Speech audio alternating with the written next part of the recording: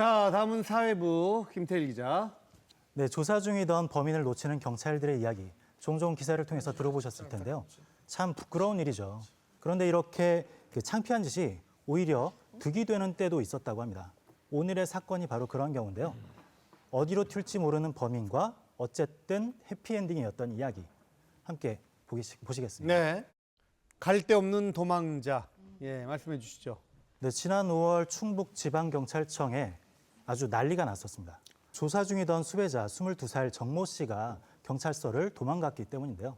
경찰들은 부랴부랴 추적에 나섰고 다행히 도망간 지 약 3시간 만에 검문 중이던 경찰에게 붙잡혔다는 소식이 들리면서 이 사건은 일단락되는 줄 알았습니다. 그런데 이렇게 안도의 한숨을 내신 것도 잠시였고요. 생각지 못한 곳에서 논란이 벌어지게 됩니다. 정 씨를 붙잡은 건 경찰이 아니라 자신들이 먼저 붙잡았다라고 주장하는 사람들이 나타났기 때문입니다.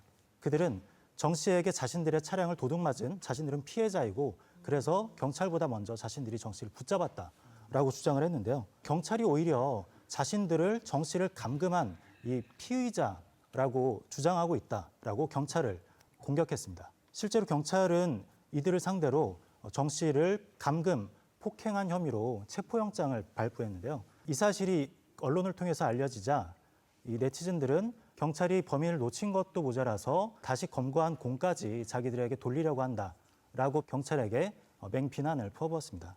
그런데 얼마 지나지 않아서 이 사건의 모든 진실이 밝혀졌는데요. 알고 보니 정 씨를 붙잡았다는 사람들의 정체는 이 처음부터 정 씨와 짜고 다른 범죄를 모의했던 공범들이었습니다. 지역 선후배 사이였던 일당 7명은요.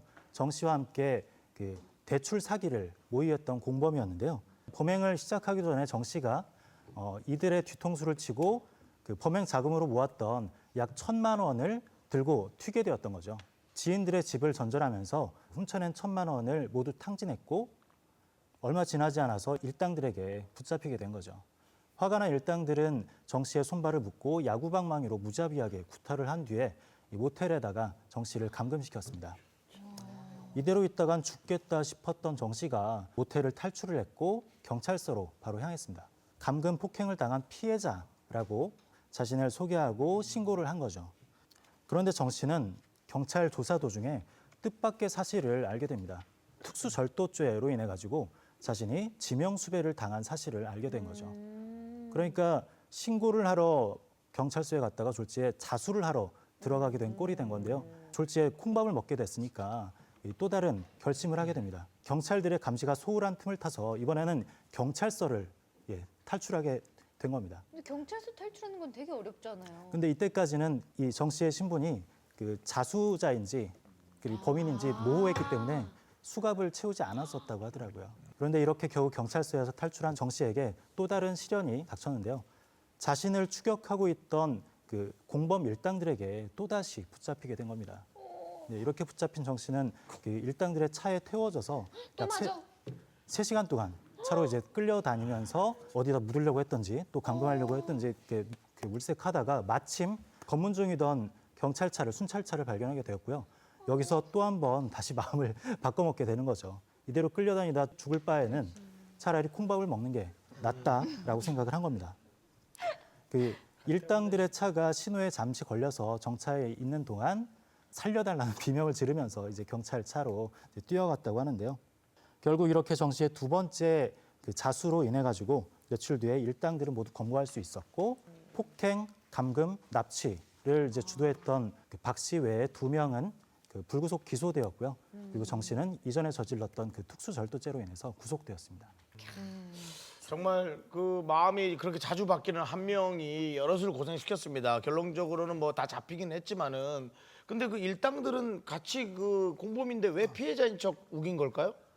네, 일당들은 어쨌거나 정 씨가 훔쳐갔던 1,000만 원을 돌려받는 게 목적이었기 때문에 자신들은 피해자다라고 그렇게 코스프레를 할 수밖에 없었다고 하는 거죠.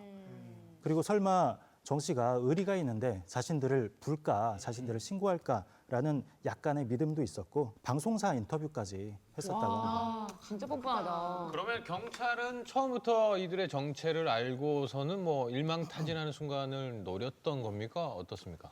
경찰도 처음에는 이들이 대출 사기를 공모했던 공범이라고까지는 생각하지 못했다고 합니다. 오히려 이들이 피해자인 척 우기다가 실마리를 제공한 셈이 된 건데요.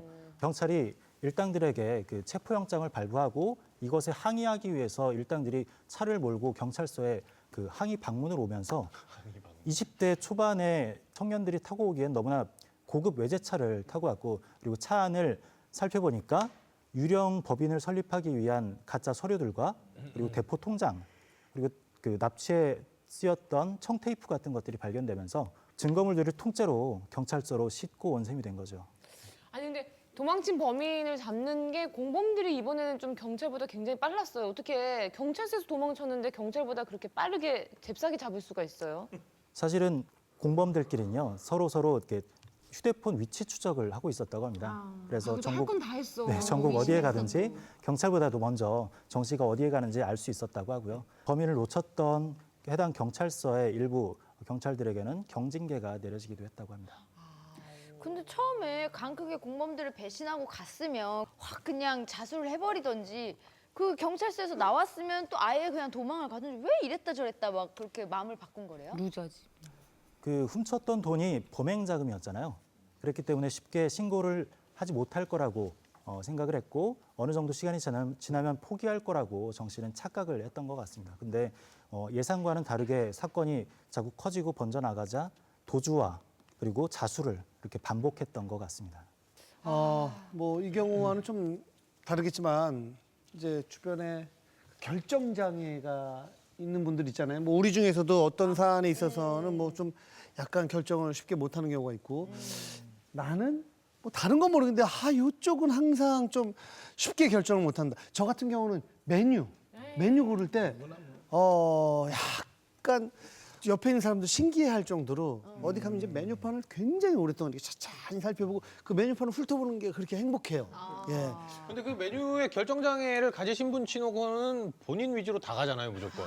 너무 예. 주변 사람 얘기는 일단 안 듣잖아요. 그건 결정장애가 아니에요. 단지 시간이 좀 오래 걸릴 뿐이지 결정장애가 아니에요. 결정장애는 아니에요? 봤어요. 다행이다. 휴 다행이다. 주변을 신경 안 쓰는 주변 장애죠, 주변 장애. 주변 장애는 뭐예요? 너무 메뉴를 답정너처럼 다 정해놓고 계시더라고요. 쉽게 붙여봤어.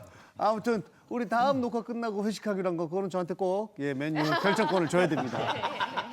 뭐 다른 분들 요거는 조금 메뉴 고를 때는 없는데 옷 입을 때. 옷 입을 입고 때? 나갈 때 정말 어떡하지? 뭐 여성들이면은 옷 입을 때 뭐 그럴 수도 근데 있겠죠. 김정민 씨는 옷 입을 때 결정장애가 좀 있는 것 같은 게 대기실에서 오빠 이 옷은 어때? 이 옷이나 저 옷이나 뭐 이런 거 물어보는데 항상 물어볼 때마다 제 입에서는 좋은 소리가 안 나거든요. 그런데도 매주 물어보는 걸 보면 네. 결정장애가 있는 겁니다. 맞아. 네. 그래요. 저는 그냥 항상 주는 거 있거든요. 근데 그러니까 저런 걸 입어서 제가 뭐라고 해도 입어요. 저는 좋다고 입어요. 근데 저는 항상 고민을 하더라고요. 그게 이렇게. 아니라 사실 진짜 오빠잖아요. 근데 알아요. 근데도 물어보는 거는 내 아니면 누가 이런 걸 오빠한테 물어보겠어. 그러니까 내가 매주 오빠한테 물어봐 주는 거예요. 말벗. 말이라도 말벗. 말벗이요? 말벗. 요양원이야 여기?